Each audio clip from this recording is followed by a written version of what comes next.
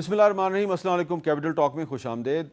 توقع تھی کہ آج حکومت اور اپوزیشن کے درمیان فاصلے کچھ کم ہو جائیں گے، کیونکہ کل وزیراعظم کے مشیر برائے سیاسی امور رانا ثناء اللہ صاحب نے اور وزیر پارلیمانی امور طارق فضل چودھری نے اپوزیشن لیڈر محمود خان اچکزئی کے ساتھ ملاقات کی تھی اور ان کو دعوت دی تھی کہ وزیراعظم ہاؤس میں جو آج ایک ان کیمرہ بریفنگ ہو رہی ہے اس میں وہ شرکت کریں، لیکن بدقسمتی سے آج اپوزیشن کے جو رہنما ہیں وہ اس بریفنگ میں شریک نہیں ہوئے۔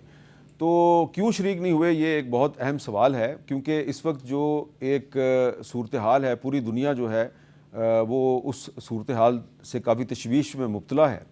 تو اس صورتحال میں اگر اپوزیشن اور حکومت جو ہیں وہ کم از کم ایک ساتھ بیٹھنے کے لیے تیار نہیں ہیں تو اس پہ ہمیں بھی تشویش ہونی چاہیے۔ تو اس پہ گفتگو کے لیے ہمارے ساتھ موجود ہیں رانا ثناء اللہ صاحب، وزیر اعظم کے مشیر برائے سیاسی امور، اور سینیٹر اون عباس بپی صاحب، پاکستان آپ سے ان کا تعلق ہے۔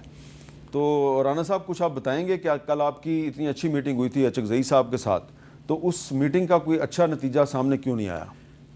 جی یقیناً بڑی اچھی میٹنگ ہوئی ہے، اور پرائم منسٹر صاحب نے کیونکہ جو میٹنگز کی اطلاعیں تھیں وہ موسٹلی ہم نے ٹیلی فونیکلی کی، لیکن وزیر اعظم نے کہا کہ نہیں، اپوزیشن کے آپ چیمبر میں جا کے ان سے آپ خود جو ہے وہ مل کے ان کو ریکویسٹ کریں کہ یہ ایک نیشنل ایشو ہے اور اس کے اوپر ہمیں مل بیٹھنا چاہیے، اور اس میں ان کو اپنی جو بھی ان کی رائے ہے تو اس سے جو ہے وہ انہیں ہمیں مستفید کرنا چاہیے۔ تو اسی طرح سے مولانا فضل الرحمان صاحب، تو کل جب ہم گئے ہیں وہاں پہ تو محمود خان اچکزئی صاحب موجود تھے اور گوہر خان صاحب بھی بعد میں وہاں پہ تشریف لے آئے۔ اس کے بعد پھر راجہ ناصر عباس صاحب کچھ دیر بعد تشریف لے آئے۔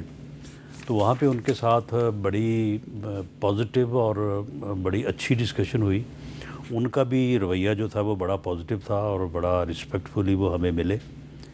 تو میں نے بہرحال ان کو یہی باور کروانے کی کوشش کی کہ دیکھیں، پارٹیوں میں ایک پریشرز ہوتے ہیں اس طرح کی کوئی پیش رفت کرنے میں، تو میں نے کہا کہ یہ ایک ایسا ایشو ہے کہ اس میں کوئی بھی جو ہے وہ اس کی مخالفت نہیں کر سکے گا، اور اس کے اوپر جب آپ تشریف لائیں گے تو اس میں آپ کو جو ہے وہ مخالفت کا نہیں بلکہ آپ کو سپورٹ ہوگی۔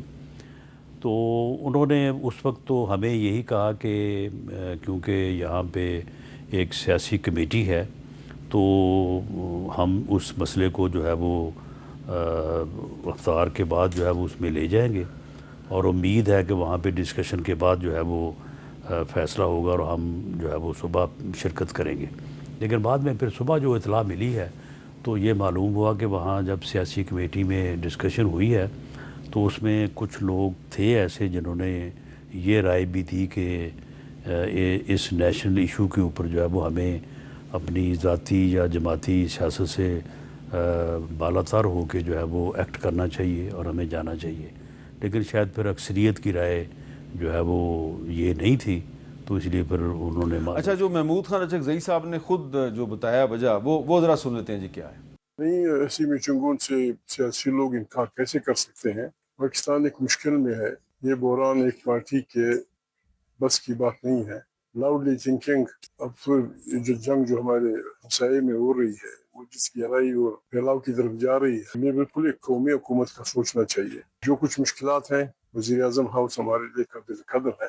سب سے بڑی پارٹی تحریک انصاف، اس نے بوجوہ وہاں جانے سے انکار کیا۔ ہماری بھی تجویز ہے کہ بہتر یہ ہوگا کہ پارلیمنٹ ہاؤس میں بریفنگ دی جائے۔ یہ مخصوص لوگوں کو بلانا خود پارلیمنٹ کی قسم کی بے بن جاتی ہے۔ جی اون عباس بپی صاحب، کیا جو اچکزئی صاحب فرما رہے ہیں تو اس لیے آج انہوں نے وزیر اعظم ہاؤس میں ہونے والے اجلاس میں شرکت نہیں کی کہ وہ چاہتے ہیں کہ پارلیمنٹ ہاؤس میں بریفنگ دی جائے، یا تحریک انصاف کے انکار کی وجہ سے انہوں نے انکار کیا؟ اعوذ باللہ من الشیطان الرجیم، بسم اللہ الرحمن الرحیم۔ میر صاحب تھوڑا سا آپ کو اس کا بیک گراؤنڈ بتا دوں کہ جس وقت یہ ڈیسیژن ہوا تھا ہمیں بلانے کا، اس سے پہلے اچکزئی صاحب، علامہ راجہ ناصر صاحب نے، انہوں نے سینٹ میں اور انہوں نے پارلیمانی میٹنگ میں ہمارے تھرو بھی اور ایک تقریر میں بھی کہا تھا کہ آپ ایسا اجلاس بلائیں، تو یہ ہماری ڈیمانڈ پہ ہی ہوا تھا۔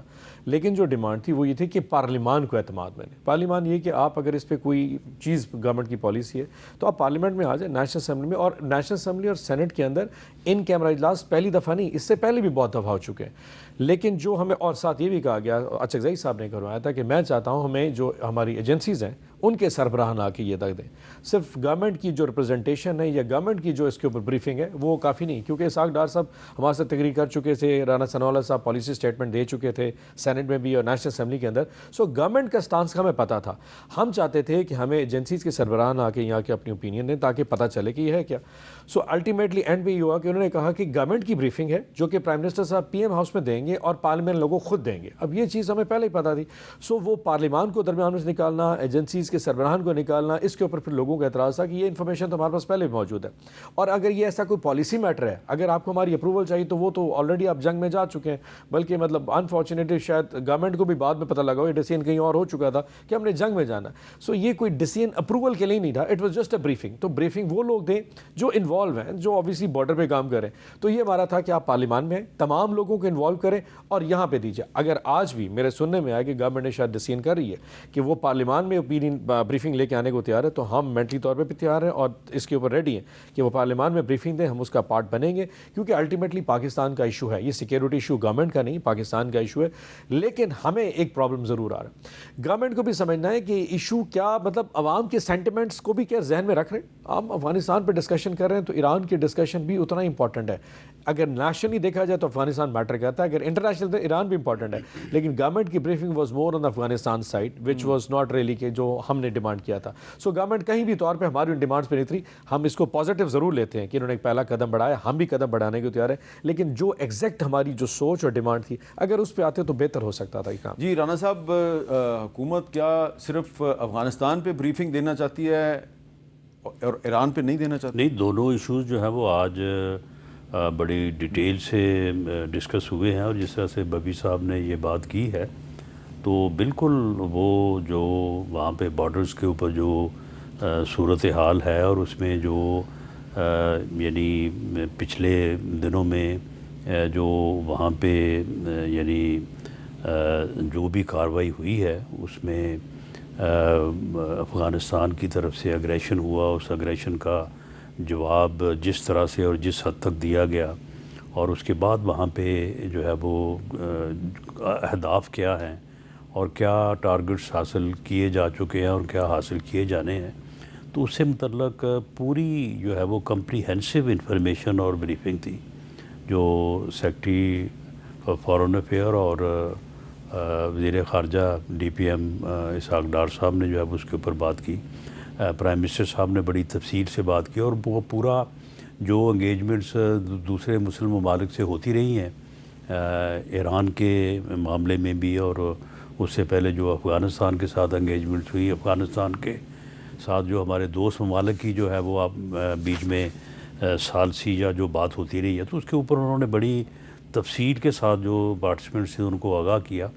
اس کے بعد پھر باقی جو تھے پارلیمانی لیڈرز اور پارٹی ہیڈز، انہوں نے بھی اپنی تجاویز دی، اور یہ جس تجویز کا بپی صاحب ذکر کر رہے ہیں تو یہ بھی تجویز وہاں پہ 2-3 دوستوں نے دی کہ جی اس کے بعد جو ہے وہ پارلیمانی لیڈرز کی بریفنگ کے بعد جو ہے وہ ایک پارلیمنٹ میں بھی جو ہے وہ بریفنگ ہونی چاہیے۔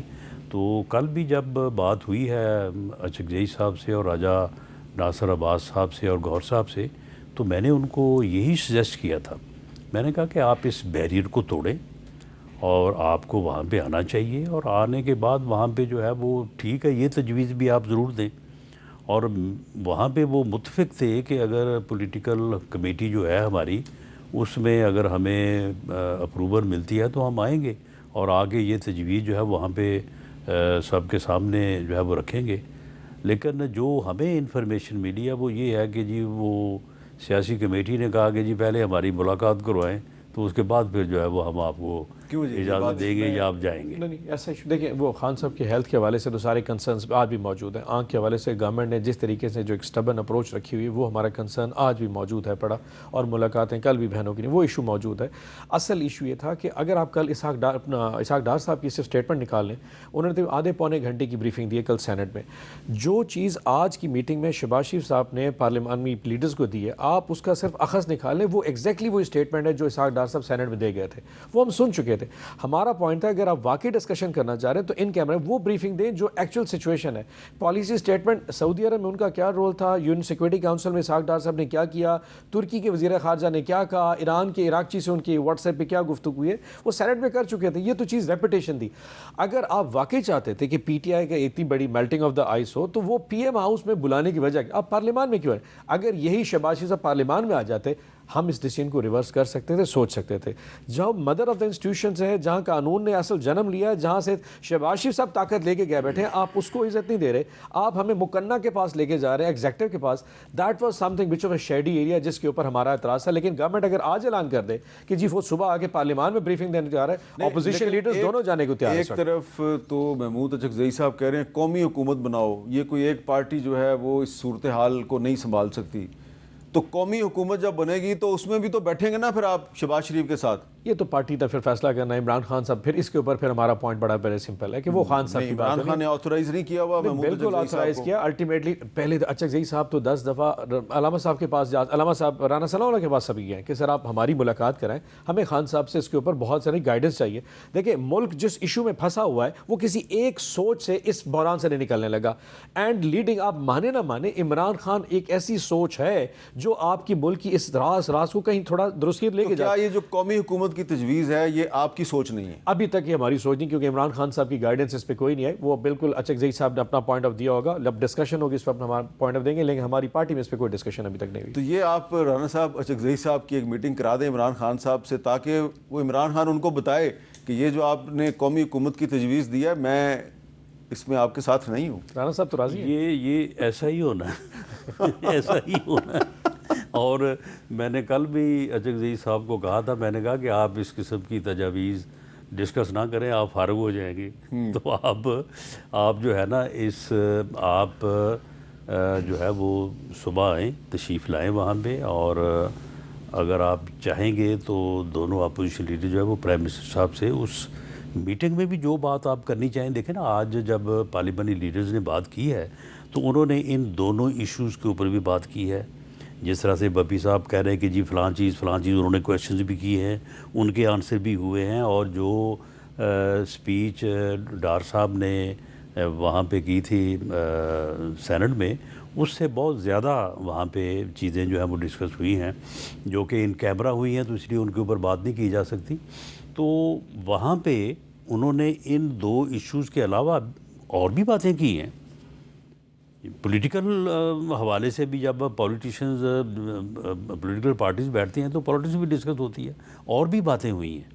تو اگر یہ دونوں رہنما جو ہے یہ اپوزیشن کے تشریف لے آتے، یہ ان دونوں ایشوز کے اوپر بھی بات کرتے، اور اس کے علاوہ بھی اگر کوئی بات کرنی چاہتے، یا میں نے تو ان کو کہا تھا، میں نے کہا کہ اگر آپ علیحدہ بھی پرائم منسٹر صاحب سے بیٹھنا چاہیں گے تو اس کا بھی جو ہے وہ ہم ارینج کر دیں گے. لیکن آپ یہ ضد جو ہے نا کہ جی ہم نے نہ سیاست دانوں سے ملنا ہے، نہ سیاسی جماعتوں سے ملنا ہے، نہ پولیٹیکل ڈائلاگ کرنا ہے، ہر بات سے انکار کرنا ہے، اور دوسری طرف آپ بات کرنے کو بھی تیار ہیں، ڈیل کرنے کو بھی تیار ہیں، ملنے کو بھی تیار ہیں، سارا کچھ کرنے کو تیار ہیں. یہ رویہ جو ہے یہ کسی بھی پولیٹیشین کو یا پولیٹیکل پارٹی کو کچھ نہیں دے سکتا. جی سائیں اب کیا فرماتے ہیں آپ؟ نہیں ایسا کوئی ایشو نہیں. رانا صاحب تھوڑا سا سٹانس کو پھر ڈیفرنٹ لیں گے. میں نے کہا کہ اگر آج شہباز شریف صاحب پارلیمان میں آ جائیں، اپوزیشن لیڈر علامہ صاحب اور اچکزئی صاحب دونوں ان کے ساتھ بات کرنے کو تیار ہو جائیں گے، لیکن پارلیمان میں. لیکن پی ایم ہاؤس ایک ایسی چیز ہے جو کنٹروورشل ہے. آپ مانے نہ مانے ہماری ایک پوزیشن ہے، وہ الیکشنز کے مینڈیٹ کے حوالے سے، اس الیکشن میں ان کی اپنی لیجیٹیمیسی کے حوالے سے ہم اپنی اس پوزیشن سے کیسے بیکورڈ لے کے جا سکتے ہیں. دوسرا آپ یہ دیکھیے کہ پارلیمان میں ہمارے ساتھ بھی آپ کو پتہ ہے کہ علامہ صاحب کی اسپیچ کو بھی اس دفعہ مائلڈ کیا گیا، میوٹ کیا گیا. بیرسٹر گوہر کی اسپیچ کو بھی میوٹ کیا گیا.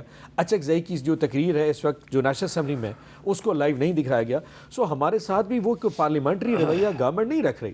کیونکہ یہ اتنا کو بڑا ایشو نظر نہیں آ رہا. اور خان صاحب کے ایشوز کنسرنز اپنی جگہ پہ موجود ہیں, لیکن ایک لیجیٹیمیسی جو ان کی ہے, جو ہمارا ایک چیلنج ہے, وہ اپنی جگہ موجود ہے. اور with all respect to Rana Sanaullah sahib, لیکن گورنمنٹ ہماری نظر میں اس لیجیٹیمیٹ اس سٹیج پہ نہیں بیٹھی جہاں پہ اس کو ہونا چاہیے. ہاؤ کین دے کلیم کہ ہم ایز اے تحریک انصاف جو کہہ رہے ہیں کہ ہمارا آپ کے پاس مینڈیٹ نہیں ہے, ہم شہباز شریف صاحب کے دفتر میں کیسے جا کر کے بیٹھے کہ سر ہم آپ کے پی ایم آفس میں آئے ہیں کیونکہ آپ پی ایم ہیں, اس لیے لیٹس ٹاک اباؤٹ اٹ.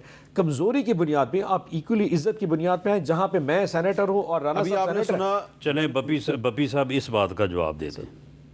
یہ کہتے ہیں کہ جی لیجیٹیمیسی کا ایشو ہے, یہ کہتے ہیں کہ جی ہم کیونکہ تسلیم نہیں کرتے, وہ ڈی فیکٹو اور ڈی جورو کی ہے نا بات. لیکن جب ان کی گورنمنٹ تھی, یہ وزیر اعظم تھے, ہم بھی ان کو لیجیٹیمیٹ نہیں مانتے تھے. ہم بھی کہتے تھے کہ آپ انلیجیٹیمیٹ ہیں, آپ نے آر ٹی ایس بٹھایا ہے, آپ نے اس طرح سے جو ہے وہ گورنمنٹ حاصل کی ہے. اس کے باوجود ہم اس وقت بھی آپ کے ساتھ بیٹھنے کو تیار تھے, ہم اس وقت بھی ڈائیلاگ کرنے کو تیار تھے. پلوامہ کا جب واقعہ ہوا تھا تو ہم جا کے وہاں آپ کے انتظار میں بیٹھے رہے تھے, آپ اس وقت بھی نہیں آئے, آپ نے اس وقت بھی بات کرنے سے انکار کیا. اس کی کیا وجہ تھی؟ اچھا جی بتائیں جی. ایک بڑی سمپل سی ہے, شاید اس وقت یہ بھی تھا کہ ان لوگوں کی اپنے, دیکھیں یہ سیاسی لوگ ہیں, اس میں کوئی دوسری رنگ نہیں ہے, کہیں نہ کہیں اسٹیبلشمنٹ کے حوالے سے ان کی جو پوزیشن تھی وہ تھوڑا سا ہمیں بھی مبہم نظر آ رہی تھی کہ یہ کیوں آتے ہیں اور کیسا آتے ہیں. میں پھر وہ کہتا ہوں ہمارے کنسرنز اپنے ہیں. وپی صاحب کو پتہ نہیں ہے ساری بات کا, اس وقت اسٹیبلشمنٹ بھی ان کو کہتی تھی کہ آؤ. تو پھر خواجہ آصف صاحب کو جنرل باجوہ صاحب نے کیوں اپنے حکومت بلا کے کہا تھا ہماری حکومت کے 6 مہینے بعد تم آ جاؤ, میں پنجاب میں بزدار کی حکومت کے ہم تیار ہوں. سو 6 مہینے بعد اسٹیبلشمنٹ کا ہمارے ساتھ رویہ چینج ہو چکا. مجھے نہیں پتا, صاحب نے صرف خواجہ آصف کو نہیں کہا, بہت سے لوگوں کا. تو اس کا مطلب اسٹیبلشمنٹ ہمارے ساتھ نہیں تھی. پہلے ان کو بھی کہا ہوگا. اگست میں وہی اسٹیبلشمنٹ اگر بقول ان کی ہمیں حکومت میں لائی اور وہی حکومت 8 مہینے بعد ہمارے خلاف ان کے ساتھ انٹریگ کر رہی تھی, تو پھر اب ایسی چیزوں میں ہم کیسے پارٹ دیکھیں یہ فیکٹ جو ہے یہ اپنا امیر صاحب آپ کے ذہن میں ہوگا کہ جس دن پلوامہ کا واقعہ ہوا اس وقت انہوں نے پارلیمنٹ کو بریفنگ نہیں دی. انہوں نے کہا کہ جی صرف پولیٹیکل پارٹیز کے پارلیمانی لیڈرز اور ساتھ ایک دو اپنے امپورٹنٹ لوگ لے کے آ جائیں. 5 لوگ تھے سر. چلے 5 لوگ کے گیا, آج آپ بے شک 10 لے کے آ جاتے. ہمیں تو انہوں نے صرف اپوزیشن لیڈر. ہاں بالکل نہیں, میں نے ان کو کہا ہے, میں نے کہا کہ آپ نہیں, کل جو ہے دونوں ایوانوں کے اپوزیشن لیڈر اور پارلیمنٹ لیڈر 4 لوگ ٹوٹل. لیکن میں نے کل خان صاحب کو بھی, محمود خان اچکزئی صاحب کو بھی اور راجہ ناصر عباس صاحب کو کہا, میں نے کہا کہ آپ اپنے ساتھ بھی جن لوگوں کو لانا چاہیں ان کے آپ ہمیں نام دے دیں. تو یہ 5 لوگ لے آتے, 10 لوگ لے آتے, چلیں جس طرح ایم کیو ایم والے جو ہیں 3-4 پہنچے ہوتے, 4 لوگ تھے. تو پلوامہ کا جب واقعہ ہوا تو انہوں نے کہا کہ جی آپ 5 لوگ جو ہیں وہ آ جائیں. کوئی پارلیمنٹ کو بریفنگ نہیں دی گئی تھی. ہم وہاں پہ چلے گئے, جا کے بپی صاحب کو بھی یہ معلوم ہونا چاہیے, ہم 1.5 گھنٹے وہاں پہ بیٹھے رہے. اور وہ بریفنگ جو تھی وہ پرائم منسٹر نے صدارت کرنی تھی, D G I S P R نے بریفنگ دینی تھی, اور آرمی چیف بھی ساتھ بیٹھے تھے. Army chief the then Bajwa صاحب وہ 1.5 گھنٹے ان کے آفس میں بیٹھے رہے کہ جی آپ چلیں. انہوں نے کہا کہ نو, میں وہاں پہ جاؤں گا تو مجھے ان سے دعا سلام کرنی پڑے گی, ملنا پڑے گا, میں نہیں یہ کام کرنا. تو رانا صاحب شاید اس کی وجہ یہ تھی, یہ رویے ہیں نا, اس کی وجہ یہ نہیں تھی کہ جب عمران خان صاحب نے حلف اٹھایا بطور وزیر اعظم پہلی تقریر کر رہے تھے تو آپ نے بہت ہنگامہ کیا. چلو احتجاج ہی کیا نا ہم نے, اسمبلی میں احتجاج کیا. تو بھائی جان یہ تو جو آپ ان کے ساتھ کرتے رہے ہیں وہ اب آپ کے ساتھ کر رہے ہیں. پھر سب ایک پرنسپل سٹانس ہوتا ہے. میں عمران خان جو ہے نا وہ ایک پرنسپل سٹانس کا نام ہے, اس کا یہ کوئی سلسلہ نہیں. اس نے کہا کہ یار میں ان کے ساتھ نہیں بیٹھ سکتا.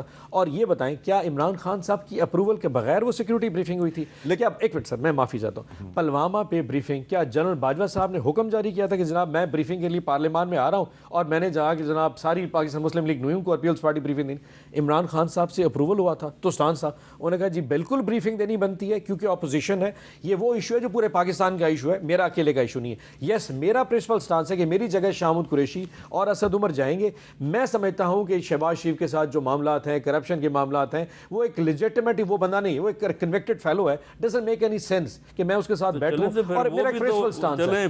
لیکن اگر فار ایگزامپل وہ بھی تو کنوکٹڈ فیلو ہے نا, القادر کیس میں, اور یقیناً سر وہ اسٹیل کیس میں بہت بڑا فرق ہے جو کرپشن کے چارج سر بے نامی اکاؤنٹس 2+2=4 بے نامی اکاؤنٹس میں القادر جو کرپشن ہے نا وہ اپنا وہ 90 ملین पाउंड वाले केस की। सर, एक खुदा की कसम इसमें तो कोई बंदा इनकार ही नहीं करता। सर एक सुन्नत पे डॉक्यूमेंटेड। सर एक सुन्नत पे मुबीन एक यूनिवर्सिटी बनाना और एक बेनामी अकाउंट्स में अरबों रुपए के पैसे रखने में बड़ा फर्क है ना। जो 240 कनाल ये बनी गाला में वो फराग गोगी के नाम है, वो किस लिए है? सर बस वहाँ पे करते कौन सी फिर appeal sir Islamabad high court में एक दिन ये लगा दे, जस्टिस डोगर साहब को मिन्नत कर लेते सर आप अपील लगा ले, महीने में फैसला हो जाएगा, हमें फैसला कबूल है। 9 महीने से अपील भी तो ये आपको फैसला कबूल होगा सर, आप जो लगा दें, हम सुप्रीम कोर्ट जाएंगे, हमें कोई देखिए कोई इंसाफ तो दिखाए ना। अगर इस्लामाबाद हाई कोर्ट 1 साल से अपील नहीं लगा रही तो कहीं ना कहीं तो कुछ काला है ना। अगर हम इतने ही बुरे हैं तो हाई कोर्ट भी तो आपकी मर्जी के हैंड पिक जजेस आए पड़े, उन्हें फैसला दे। उसी असूल पे काम कर रही है जो इमरान खान साहब कहा करते थे कि भाई देखें जेल में सबके साथ एक जैसा सलूक होना चाहिए। ये क्या है जनाब, ये वहाँ पे भी जो है वो मुख्तलिफ कैदियों में फ़र्क है। और अपील जो है वो अपनी टर्न पे जो है वो सुनी जानी चाहिए, एक जैसा कैसे आउट ऑफ टर्न नहीं। एक बंदे को मिलने के लिए 100 लोग आते थे, जेलर कहता था कि अंदर बैठने की जगह नहीं है और दूसरे को बहनों के लिए मिलेगा। ये कोई एक जैसा रवैया तो नहीं है। पहले अगर एक की आंख हो गया था साहब, एक की आंख का इशू हो तो शिफा इंटरनेशनल या दूसरे का प्लेटलेट का इशू तो लंदन जाना, ये कंपैरिजन। अच्छा जितना इलाज उनका बेहतर हुआ है ना, अगर वो खुद भी बाहर होते और करवाते तो शायद बहनों को भेज के दिखा देते, लोग आज इशू रिजॉल्व हो जाता। डिस्कशन सुन रहे हैं उनमें से बहुत से लोग ये सोच रहे होंगे कि ये गवर्नमेंट और अपोजिशन को जो इंटरनेशनल सिचुएशन है, जो आलमी हालात हैं, उसकी संगीनी का कोई एहसास नहीं है वहाँ पे। तो इस वक्त ये अमेरिकन मीडिया जो है वो रिपोर्ट कर रहा है कि ये जो अमेरिकन फ़ौज के कमांडर्स हैं वो अपने जो ट्रूप्स हैं उनको ये कह रहे हैं कि भाई ये जो ईरान के ख़िलाफ़ जंग है ये मजहबी जंग है। और यहाँ तक कहा जा रहा है कि ये डोनाल्ड ट्रंप जो हैं उनको अब मैं ये कहते हुए मुझे काफ़ी झिझक सी महसूस हो रही है, लेकिन मेरे सामने जो है ना वो एक अमेरिकन अखबार की ख़बर है कि वो कह रहे हैं जनाब कि 110 ट्रूप्स जो हैं के अंदर 110 कंप्लेंट्स आई हैं कि जो कमांडर्स हैं वो कह रहे हैं कि ये एक मजहबी जंग है और डोनाल्ड ट्रंप को कहीं से गैबी इशारा हुआ है कि ईरान पर हमला करो। तो ये संगीनी है सूरत हाल की, इस पे हम बात करते हैं एक वक्फे के बाद।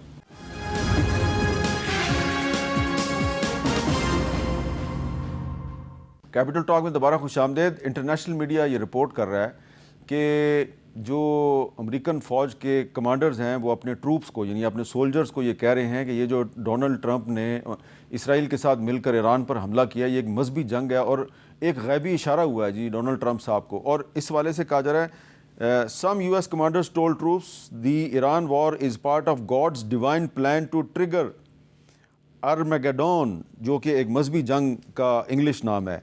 They cited the book of Revelation talking about the imminent return of Jesus Christ. One commander even said Trump has been given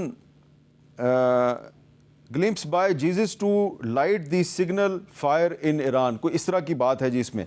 तो आप राना सनाउल्लाह साहब, ये आपको कोई अंदाज़ा है कि ये जंग जो है इसमें जो अमेरिकन सेक्रेटरी डिफेंस है जिनको उनका जो वज़ीर दफ़ा है उसका नाम है पीट हेक्सेट, वो तो यहाँ तक कहता है कि ये जो मस्जिद अक्सा है इसको शहीद करके यहाँ पे यहूदियों की इबादत गाह बनानी चाहिए, तो वो तो इसको मजहबी जंग बना रहे हैं। तो देखिए ये बड़ी बदकिस्मती होगी अगर वो इस किस्म के जो रुझानात को उन्होंने फ़रोग दिया और खुदा ना खासा लोग इस साइड पे लोगों की फीलिंग चले गई तो ये तो बड़ी तबाही होगी, ये तो फिर दुनिया की तबाही वाली बात है। अच्छा, तो बपी साहब sir, international atomic energy agency के जो सरबराह हैं उनका स्टेटमेंट बड़ा इंपॉर्टेंट है। क्या सर? ज़रा सुनाएं जी बपी साहब को। Were the Iranians days or weeks away from building a bomb, from having a bomb? No. Last year we said, and I repeated it again this time, we never had information indicating that there was a structured, systematic program to build or to construct a nuclear weapon. IAEA का सरबराह कह रहा है कि हमारे पास ऐसा कोई सबूत नहीं है कि ईरान कोई एटम बम बना रहा था या कोई एटमी हथियार बना रहा था, और इसीलिए अमेरिकन सेनेटर्स जो हैं यानी कि डोनाल्ड ट्रंप जिनके वोटों से प्रेसिडेंट बना है जिन लोगों के, वो कह रहे हैं कि ये जंग जो है इसकी बुनियाद झूठ पर है। सुनिए अमेरिकन सेनेटर्स क्या कह रहे हैं। I just left a classified briefing on Iran. Donald Trump is waging an illegal war. Trump is lying about Iran's nuclear capacity. He's lying about Iran's missile capabilities. Donald Trump broke his promise to the country when he said he wasn't going to drag us into additional wars. Netanyahu decided to strike Iran. And so here we are. What Americans want is health care. They do not want to spend billions in taxpayer dollars to bomb Iran in a war that already tragically resulted in the deaths of American service members. Trump administration has no plan in Iran. This illegal war is based on lies, and it was launched without any imminent threat to our nation. Donald Trump still hasn't given a single clear reason for this war. जी बबी साहब, जब ये जंग आगाज़ हुआ था ना, तो ट्रम्प साहब ने 3 वजन दी थी। उन्होंने कहा जी न्यूक्लियर वेपन्स मौजूद हैं, दूसरा उन्होंने कहा जी इमिनेंट थ्रेट है अमेरिकन फोर्सेस को, और तीसरा उन्होंने कहा था कि जनाब वो अचानक अगर मैंने ये ना किया रिजीम चेंज का कहा था। तीनों स्टेटमेंट रिवर्स कर गया। रिजीम चेंज का जी अब इसकी ज़रूरत नहीं है क्योंकि हमने सब बंदे सारे वहाँ पे शहीद कर दिए। इमिनेंट थ्रेट दुनिया को पता लग गया कि कोई इमिनेंट थ्रेट अमेरिका नहीं थी, और अल्टीमेटली उसने सिर्फ आखिर में जाके उसने न्यूक्लियर वेपन खड़ा किया, न्यूक्लियर वेपन्स है। अगर आपको जून की स्टेटमेंट ट्रम्प साहब की याद हो, उन्होंने कहा जी मैंने ऑब्लिटरेट कर दिया, मैंने बर्बाद कर दिया पूरे ईरान में अंदर जून के, और कुछ बचा नहीं है। हकीकत ये है कि ये जो सारी स्टेटमेंट आपके सामने पड़ी ये सब झूठ है। इश्यूज 3 थे, और वेरी फ्रैंकली एक तो मिड टर्म इलेक्शंस आ रहे हैं, और इस वक्त ट्रम्प साहब को पता है 73% अमेरिकन जो हैं वो उसके खिलाफ हो चुके हैं। Number 2 of course Epstein files, 3 million documents जो है ना एप्स्टीन फाइल्स के, वो इस वक्त जो जस्टिस डिपार्टमेंट में उसने रोक लिए, जिस पे ट्रम्प साहब का नाम 1000 दफ़ा आ चुका है। एंड तीसरा ऑफ कोर्स इसराइल अमेरिका का वो नादान बच्चा है जो कि यकीनन हर दफ़ा ऐसी नादानी करता है जिसको अमेरिका झुटला नहीं पाता। जो फाइनेंशियल इश्यूज़ हैं सारी दुनिया जानती है। अब लेट्स बी ओपन ज़रा थोड़ा, आप ट्रम्प को और अमेरिका को अलग-अलग देखिए। जो ट्रम्प साहब के जो फाइनेंशियल इश्यूज़ हैं, जैरेड कुश्नर के ऊपर जो इन्वेस्टमेंट्स हैं इसराइल की, उसकी अपनी फर्म इन्वेस्टमेंट्स हैं, हर बंदा जानता है कि इसराइल ऐसा प्रेशर अमेरिका जो ट्रम्प के ऊपर डाल देता है कि उसको ना नहीं कर पाता। अगर उस दिन अमेरिका अटैक ना करता तो इसराइल अटैक करने जा रहा था। उन्होंने सोचा कि अगर ये नहीं करता और हम पीछे रह जाएं, they just went to it. इसीलिए जहालत आ रही है। मेरी इस हुकूमत से दरख्वास्त है, हम 100 चापलूसी कर लें ट्रम्प की, जब कभी उसका दिल आ गया ना कि इजराइल हम की हमारी तरफ मुंह करने आ रहा है, उस वक्त ट्रम्प इजराइल को नहीं रोक सकेगा। आपको अपनी आज डिप्लोमेसी पे फैसला करना है कि आपने पाकिस्तान किधर लेके जाना है। अगर ये डूबियस स्टेटमेंट्स के चक्कर में कि ट्रम्प हमारे साथ है और हमारी जगह हमारी डिप्लोमेसी को सपोर्ट कर रहा है, इसी अगर चक्कर रह गया तो जिस दिन इजराइल ने फैसला किया, आपको याद है 71 में भी अमरीकी बेड़ा आ रहा था और नहीं पहुंचा था। अल्लाह ना करे इजराइल ने हमारी तरफ मुंह कर लिया ना, उस दिन ट्रम्प उसी तरह चुप कर जाएगा जिस तरह सऊदी अरब में आज धमाके हो रहे हैं और उस वक्त सऊदी अमेरिकन कुछ नहीं कर रहे। आपने MBS की स्टेटमेंट चेक की है, उसने कहा जब इजराइल में एक बम गिर रहा है तो फौरन अमेरिका बचाने के लिए आ जाता है। यहाँ पे धड़ाधड़ मेरी रिफाइनरी तबाह हो रही है और अमेरिका मुझे बचाने नहीं आ रहा, बिकॉज उसका इंटरेस्ट सिर्फ और सिर्फ इजराइल है। बाकी जितना पैसा सऊदीज और अरब्स के पास है, अगर वो इसलिए अमेरिका के लिए मैटर नहीं करते, यकीन करें पाकिस्तान के लिए भी मैटर नहीं करता। ये इस वक्त गवर्नमेंट को सोचना पड़ेगा, आपने कौन से ब्लॉक में जाना है, आपने रशिया के साथ क्या बात करनी है, आपने चाइना के साथ क्या बात करनी है। जिस दिन अल्लाह न करे ईरान डिबेकल कर गया, ईरान बच कर गया, वो बॉर्डर खत्म हो गया, अगली बारी अल्टीमेटली हमारी तरफ। अच्छा, आपको मैं एक क्लिप सुनवाता हूं जो ट्रम्प का पहला दौरे हुकूमत था, उसमें जो उनकी वजारत दफा के एक एडवाइज़र थे, एक साबका अमरीकी फ़ौजी अफसर है, उनका नाम है डगलस मैकग्रेगर। वो क्या कह रहे हैं, ज़रा उनकी जो अंग्रेज़ी है वो बहुत टिपिकल अमेरिकन लबो लहजे में है, लेकिन वो जो कह रहे हैं ज़रा सुनिए, फिर मैं भी आपको बताऊंगा उन्होंने क्या कहा। Economically, this is a catastrophe. Financially for us, I think it's a disaster. Iran, on the other hand, hasn't got to do anything other than survive. As long as Iran survives and the longer the war lasts, the weaker we look, the weaker Israel looks, and the stronger Iran looks. And I think Iran is going to survive. I don't see any evidence that it's going to suddenly pick up the phone, call Washington, and beg for mercy. Don't see that happening. Does Israel survive all of this? That's the real question. I'm not sure that it will. I think we're going to pay a terrible price, Glenn, and it's only just beginning. तो ये कह रहे हैं राना साहब कि Israel तो कायम नहीं रहेगा, लेकिन शायद ईरान जो है वो कायम रहेगा। तो अगर ईरान जो है वो सर्वाइव कर जाता है और डोनाल्ड ट्रम्प जो हैं वो अगले 1.5-2 महीने में ईरान जो है उसमें रजीम चेंज नहीं कर पाते, तो आप ये नहीं समझते कि डोनाल्ड ट्रम्प की बड़ी सुबकी होगी और उसके साथ साथ उन तमाम लोगों की सुबकी होगी जो डोनाल्ड ट्रम्प के साथ दोस्ती में फ़ख्र करते हैं?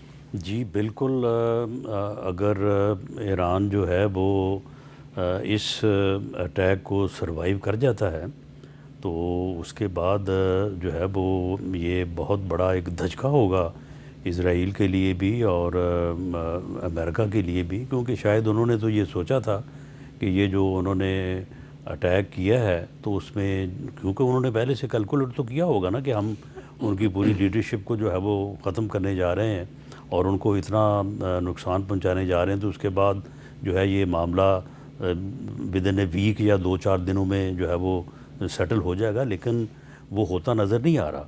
اور جہاں تک یہ رجیم چینج والا معاملہ ہے، یہ بھی بات وہاں پہ کوئی بنتی جو ہے وہ نظر نہیں آ رہی۔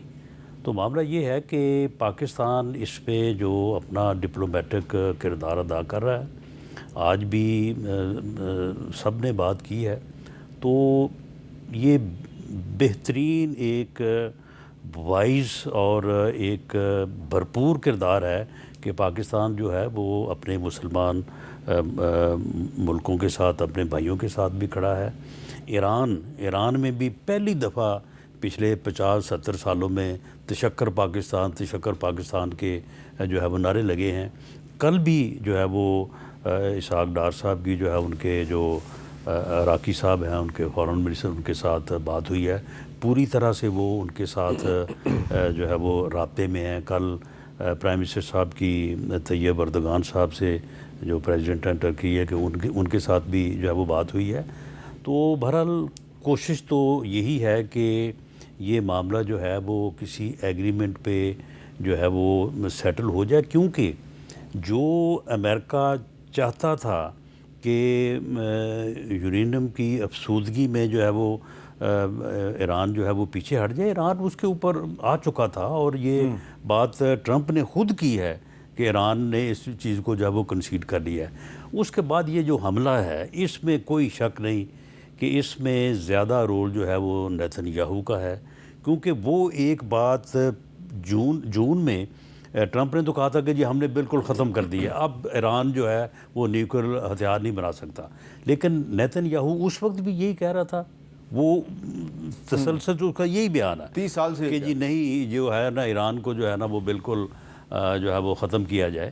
تو یہ دراصل جو ہے یہ اس میں اس جو یہ اگریشن ہوا ہے ایران کے اوپر، جو اٹیک ہوا ہے، اس میں اسرائیل کا جو ہے وہ زیادہ اچھا آپ کا رول ہے۔ ایک چھوٹا سا میں ایک بریک لے لیتا ہوں جی، بریک کے بعد بپی صاحب نے بات کرنی۔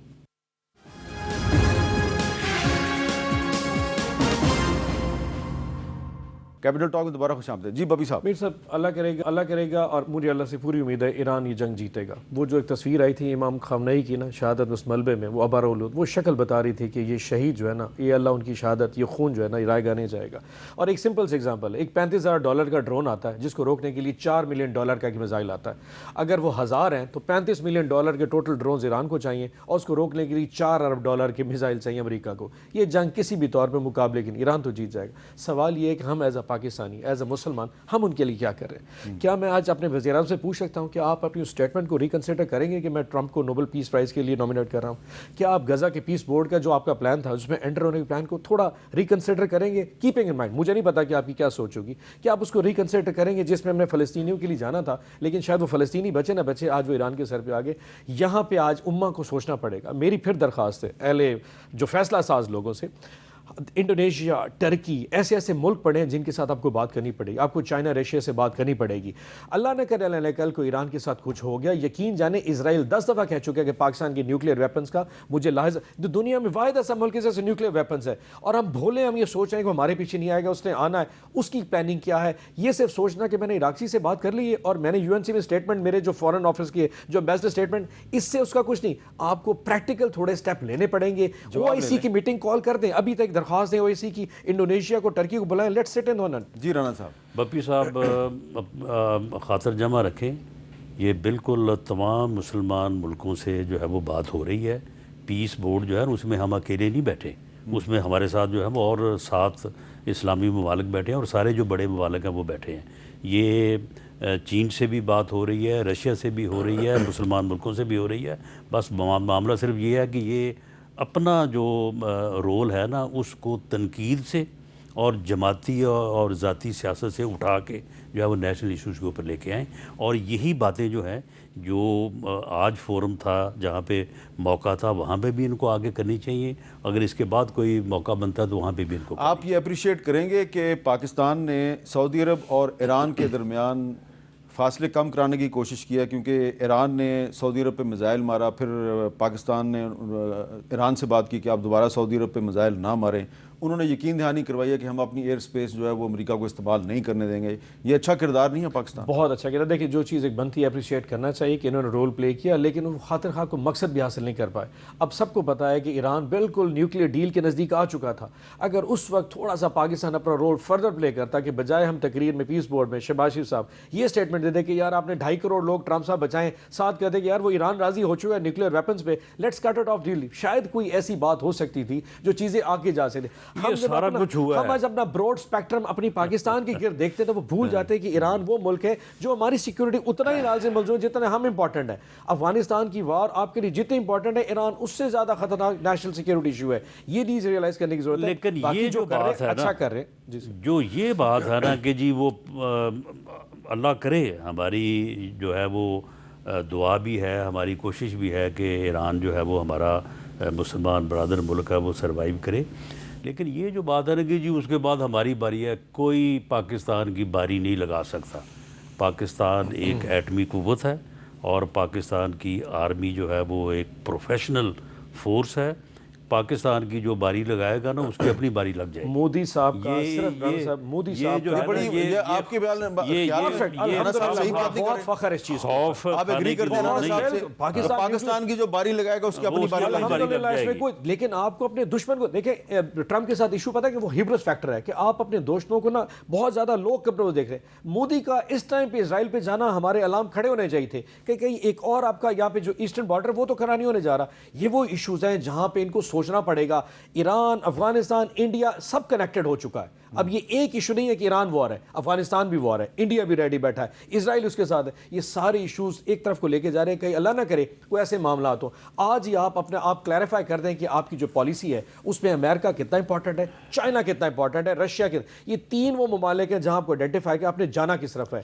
اگر تو ٹرمپ کے ساتھ نہیں، ہم نے کہیں نہیں جانا، ہم نے اپنی جگہ پہ کھڑے ہونا ہے. سر آپ کو کسی نہ کسی بلاک میں تو نہیں ہمیں کسی بلاک میں نہیں جانا. پھر اگر آپ ٹرمپ کے ساتھ کھڑے ہیں تو پھر جس طرح سعودی عرب پریشان ہے تو سعودی عرب اور بلاک میں کھڑے. پاکستان جو ہے وہ پاکستان کے ساتھ کھڑا ہے اور پاکستان کے ساتھ کھڑا رہے گا. اور ٹرمپ 2 علیحدہ چیزیں ہیں، یہ یاد رکھیے. ٹرمپ کے ساتھ امریکن نہیں کھڑے. 80% امریکن کہہ رہے ہیں ٹرمپ کی پالیسی غلط ہے. سو جب میں ٹرمپ پہ تنقید دیتا ہوں میں امریکہ پہ نہیں کر رہا. یہ ہمت گورنمنٹ کو بھی کرنی چاہیے. ٹرمپ کے برے دن آنے والے اس وقت پھر آپ کی طرح کھڑے ہوں گے. اگر آج آپ اس کے ساتھ کھڑے ہیں، یقین جانیے جتنے انویسٹمنٹ سعودی عرب کی اور MBS کی امریکہ میں، پاکستان کو کچھ بھی نہیں ہے. ہم تو $2 ارب UAE سے کہہ رہے ہیں رول اوور کر رہے ہیں. اگر وہ اس کو نہیں بچانے کے لیے آ رہا تو بحری بیڑا پاکستان میں نہیں آئے گا. کچھ لوگ آپ کو چائنا رشیا سے آج بات کرنی پڑے گی. سر سال پہلے ٹرمپ سے امیدیں لگائے بیٹھے تھے نا، تو وہ پھر امیدیں پوری نہیں ہوئی. وہ اب کہاں کھڑے ہیں؟ سر یہ ایشو ٹرمپ تو ہمیں بھی اس بات کی فکر نہیں ہے.